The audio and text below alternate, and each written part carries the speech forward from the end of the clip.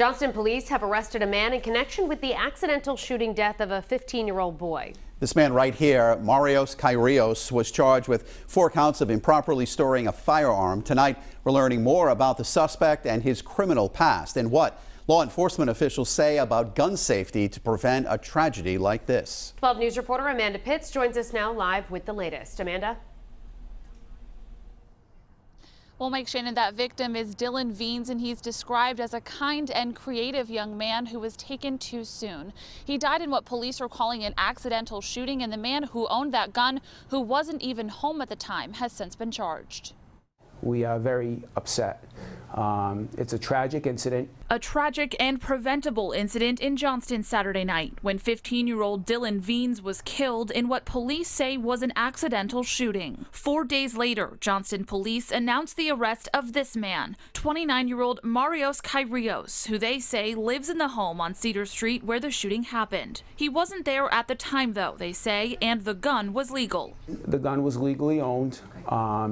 There's nothing to say that anything was illegal about the gun. But it wasn't properly stored, according to police, and he was arrested and charged for that. It's beyond tragic, and there's a state law. That's the statutes they use today to charge this perpetrator is based on storage. It's a crime not to store your weapon properly. 12 News law enforcement analyst and former head of the state police, Steve O'Donnell, says Kirios likely shouldn't have had firearms to begin with. According to court records, in 2019, he received probation on felony charges for fraudulent checks. In 2019, he pled nolo to a felony. So you can't possess firearms or ammunition if you are a convicted felon.